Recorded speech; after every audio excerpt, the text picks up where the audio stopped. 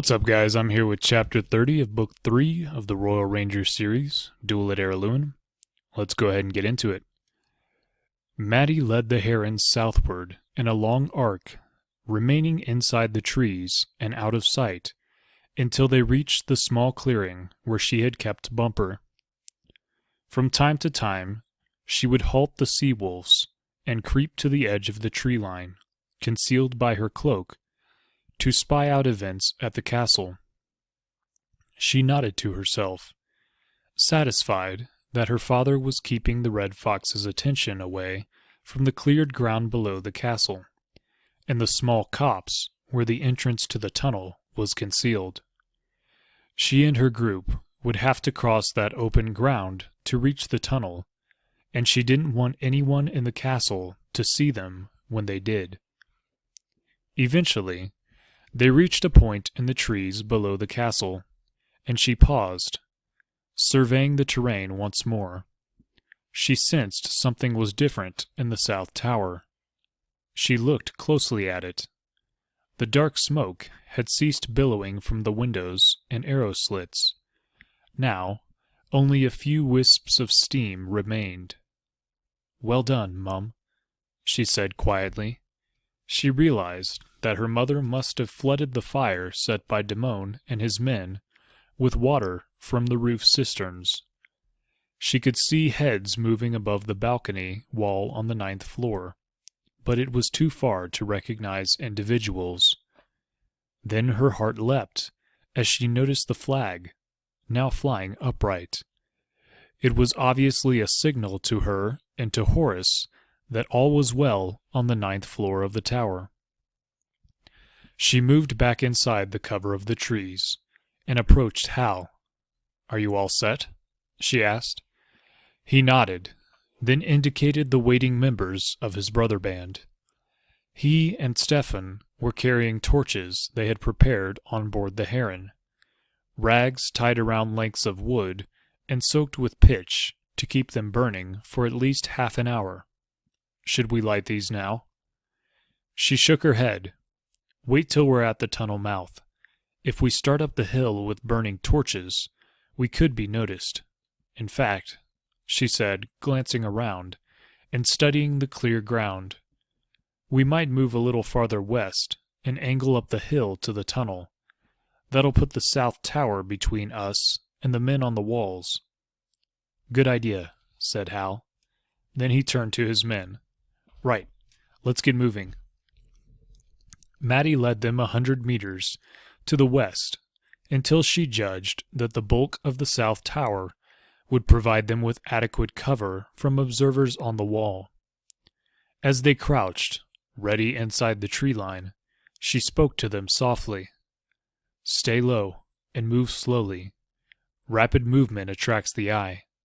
Make sure you have nothing on you that might catch the sun's rays and send a reflection up the hill."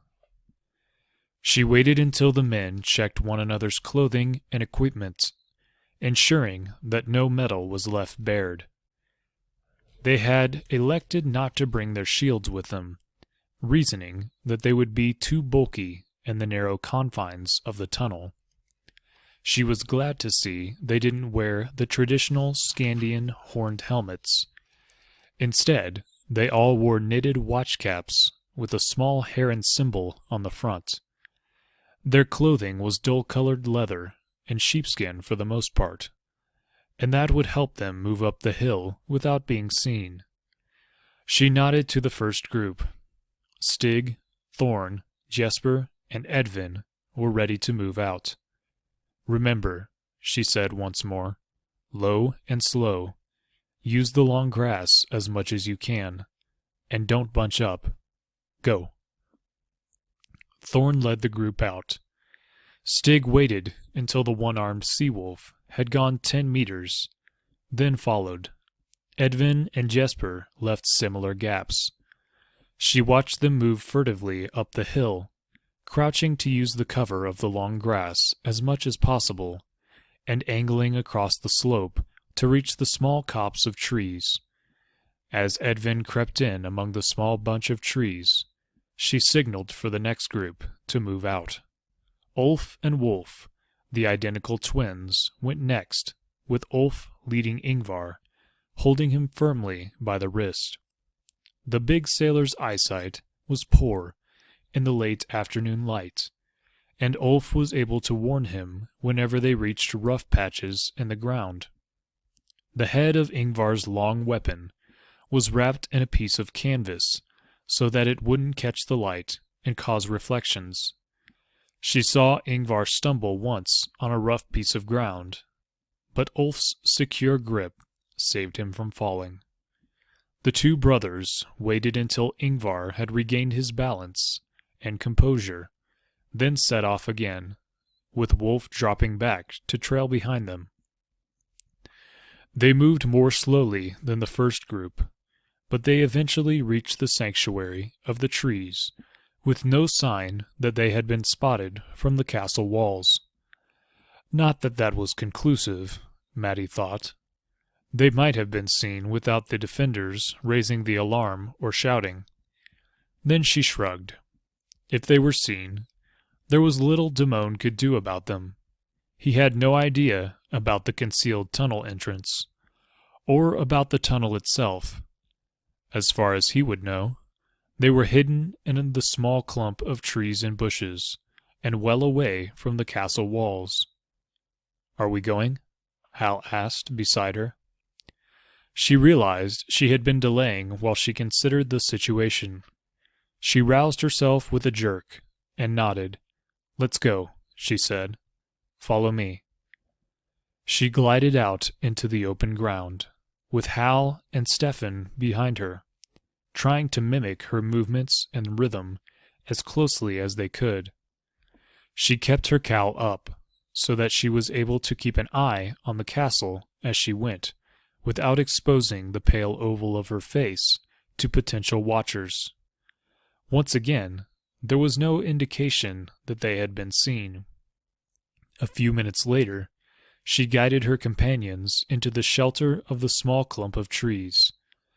It was now quite crowded in the little clearing, with 10 of them crammed together. Hal looked around curiously. "Where's this tunnel?" She moved to pull the screening branches to one side, exposing the dark hole of the entrance. The men with torches began to reach for their flints and steels, but she stopped them. "Wait till you're inside the entrance before you light the torches," she said. "Even in daylight, they might see the flash of flint and steel from the castle." Hal and Stefan nodded their understanding. A struck flint created a brief but brilliant flash of light, and it could well be seen if someone was looking in the right direction. She moved into the tunnel entrance, and found the lantern she had left there when she had come this way, days before. There was still plenty of oil in its reservoir, and she raised the glass, exposing the wick. She nodded to Hal, beckoning him forward into the dark recess. "Give me a light for this, please," she said. Hal quickly struck sparks from his flint into a small pile of tinder, then blew on it to raise a tiny flame. Maddie found a small, dry stick and put it into the flame to get it burning. Then she transferred it to the oil-soaked wick of her lantern. The light sprang up immediately, intensifying as she closed the glass. She held it up while Hal set his torch aflame, then Stefan's. The yellow light flared, but it only seemed to accentuate the darkness of the tunnel, stretching away from them toward the castle. "I'll lead," she told Hal. "You bring up the rear." Hal nodded and moved aside to let the others pass. Stig came first, then Thorn, looking nervously about him. "We're going in here?" he said doubtfully. Stig looked at him in surprise. Thorn was fearless in battle. It had never occurred to Stig that he might be nervous in confined spaces. The tall first mate found the tunnel's confines unpleasant, but nothing that he couldn't handle. "Are you all right, Thorn?" he asked. Thorn made a nervous gesture with the hook on his right arm. "I'm fine," he said. "I'm fine." But his voice belied the words. It was pitched a little higher than normal. More herons tried to enter the tunnel behind Thorn, but he wasn't moving. They all looked at him. "I can hardly see my hand in front of my face," Thorn said nervously, peering around in the darkness. Ingvar, behind him, grinned easily. "Welcome to my world," he said. "That's normal for me." He realized that his spectacles, tortoiseshell lenses pierced by tiny holes to help him focus, would be virtually useless in the darkness. He took them off and put them away in a pocket.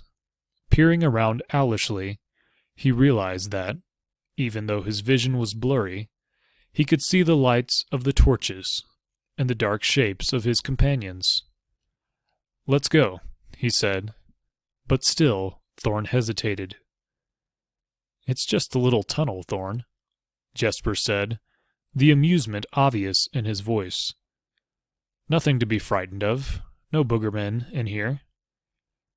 "Be quiet, Jesper," Thorn said, his voice tight. Jesper opened his mouth for another sally. It was rare that he felt superior to Thorn in any way, and the opportunity to crow about it was almost irresistible. "Yes, be quiet, Jesper," Hal said. His voice wasn't tight. It was firm and grim. Jesper heard the underlying threat and closed his mouth. "Just let's get going," Thorn said. Maddie caught his gaze and nodded reassuringly. "It'll only be a few minutes, Thorn," she said, "and we've got plenty of light." Okay, it's going to be fine," Thorn said, speaking rapidly. "Let's get going, shall we?" Maddie decided there was no point in trying to reassure him any further. Best to get the ordeal over with, she thought. She knew that some people had an inordinate, unreasoning fear of dark, confined spaces, and the tunnel definitely fit that description. She held her lantern high and set off, walking slowly so that the men behind her could keep their footing on the uneven ground. The lantern and the torches threw an irregular, flickering light over the rough clay walls and roof of the tunnel as it embraced them. Behind her, she could hear the shuffle of sealskin boots on the ground as the herons followed in her footsteps. Occasionally, one of them would grunt as he brushed against the cold, clammy walls. They were all bigger than her, and there was less room for them. Something to be said for being small, she thought, grinning to herself. She became aware of another sound, a constant, harsh, sighing noise. She realized it was Thorn's heavy breathing as he strove to keep his panic in check. "Are we nearly there?" he asked, his voice a hoarse whisper. She turned to look back at him, smiling encouragement. "Not far now. We'll be under the moat in a minute or two." "Under the moat?" he groaned. "Did you have to tell me that?" "Hope the roof doesn't collapse while we're there." That was Jesper again, Maddie realized. She wondered if he ever knew when to keep his mouth shut. Thorn's heavy breathing came faster and faster at the thought of the tons of wet clay and water that would be above them. Then, as they started forward once more, moving down toward the moat, he let out a startled cry. Maddie stopped and turned to him again. "What's up?" His eyes were wide in the yellow light of her lantern. He had his hands up above his head, feeling the empty air above it. "Something touched me," he said, his voice shaking. "Something touched my hair." "It was probably a root," she told him. "They hang down through the top of the tunnel. They scared the devil out of me first time I came through here. But you get used to them." "I don't plan on getting used to them," Thorn replied. "I plan on getting out of here as soon as possible." She led on, and they followed. She sensed that they were under the moat and called back softly. We may get a little water dripping down here and there, but it's quite normal, and nothing to worry about.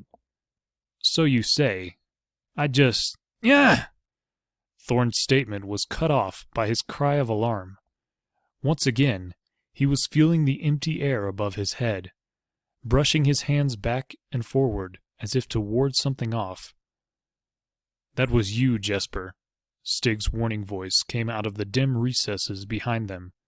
If you do it again, I'll break your arm. Jesper sniggered.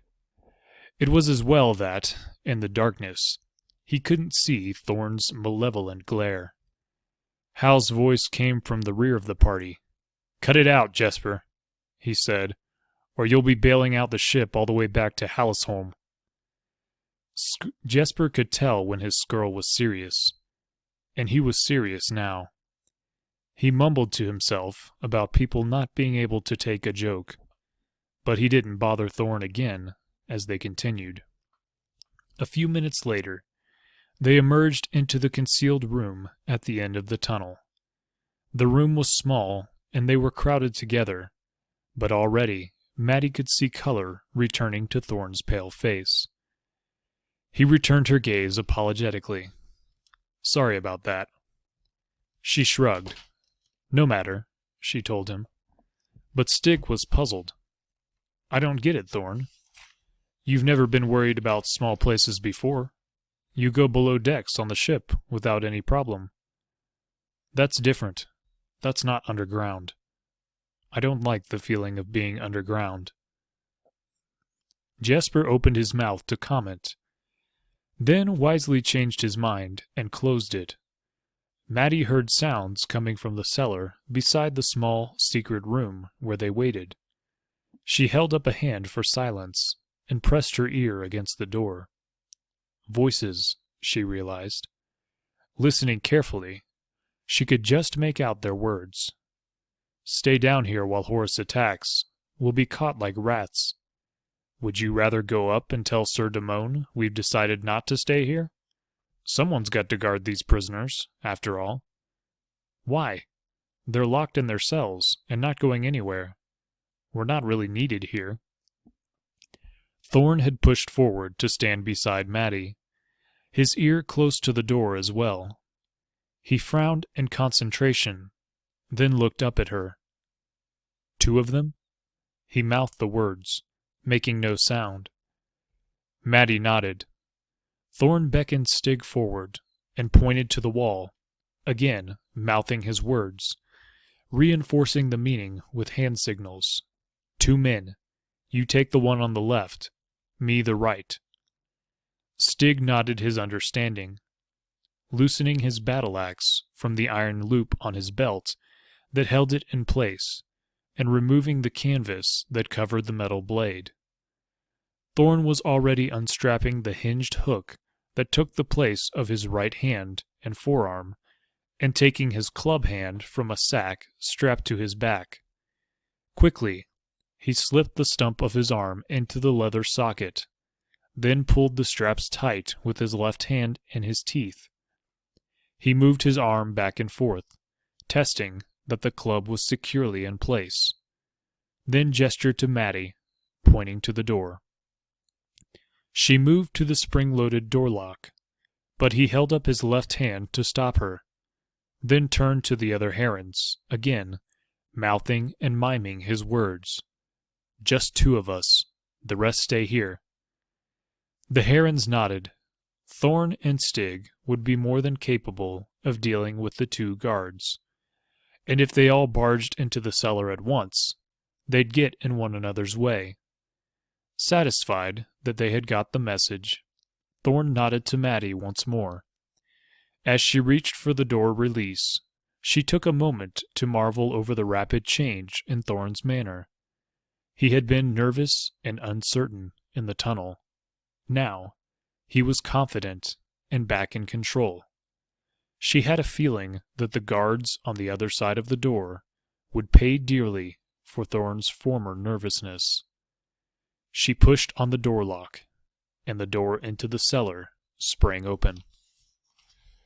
That's going to bring us to the conclusion of chapter number 30. I want to thank you all for listening. and I'll see you guys next time in Chapter 31. God bless, and have a good one.